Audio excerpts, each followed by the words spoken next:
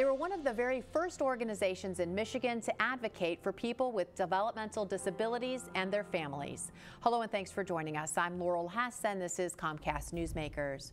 Joining me now is Jen Gossett, the Region 1 Coordinator for the Washtenaw Association for Community Advocacy. Thank you so much for joining us today. Thank you for having me. Your organization recently received a technology fellowship which has allowed you to do amazing things, really create a series of interactive learning labs. I don't know where or how many, fill me in. How exciting of a project has this been? How large, and who have you been able to reach? This has been wonderful. I love technology, so to be able to use it with people who have developmental disabilities, who may not always have, who very rarely have the access to be able to learn and use technology has been very exciting. This past winter semester, I was an instructor at Eastern Michigan University, and I built this project into my class's curriculum. So I had my students use iPads and look up different apps that may be helpful to people who have developmental disabilities, and then they took that information and presented it at a public learning session.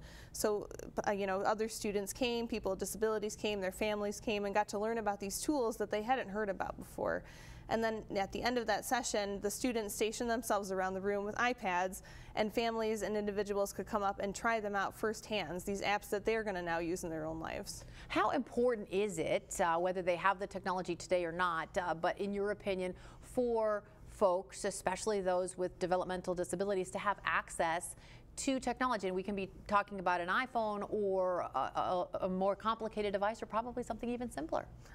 For us to be connected with the world, it's 2016, we need smart technology. Right now you and I are communicating, and I really believe that communication is a right. And at our agency, we believe that technology access is a right. People should be able to access a smartphone, a smart device, just like anybody else who doesn't have a disability. But oftentimes, people just don't get the same chance to learn and try out things as people who don't have disabilities. Why would that be? Because really, we don't have institutions anymore, so hopefully all people, including those with developmental disabilities, are able to learn in the same types of classrooms as everyone else. It seems like technology is everywhere. Why would they not have that same access? So in school districts that have the resources, kids can go through school with great technology and being able to use it, but once they graduate, they don't have that technology anymore, or they don't have that support there to help them update their information. So if you think about if you could never update your phone again, how useful would it be to you? And just not having that support there over your shoulder to kind of help you learn new things, disability or not, even my own mom needs somebody over her shoulder to help her learn new things, and she's not ashamed of it. She just knows that's the support that she needs. Well, I would imagine, especially more complicated technological devices would be more important than ever, specifically to people with developmental disabilities. If you have some type of a disability, technology might be that bridge that helps you communicate in a way that an average person wouldn't need. Yes, definitely.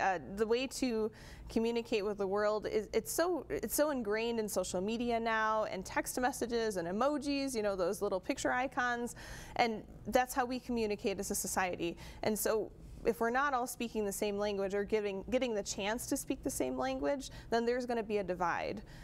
We talked about why there may be a little bit of a divide. I think that people with developmental disabilities are specifically underestimated a lot. I think that they know how to use technology, or that they can learn, and it's really appealing to them, and they know that other people are using it, but they're just not given the same opportunity as other people are. So very clearly, what is your hope for the future with these interactive learning labs and with sort of maybe growing this, what you're doing? My biggest hope would be for people who have developmental disabilities to know what they want to use, to be able to try something out and say, I really want to know how to use this, and then ask their supports to be able to use it, so that they're knowing what technology that they want in their life and being able to ask for it. All right, reach out, get the help, and be thankful when you do. Thank you so much for joining us today. Thank you. For more information on today's topic, you can visit washtenawaca.org. Today's Comcast Newsmaker was Jen Gossett.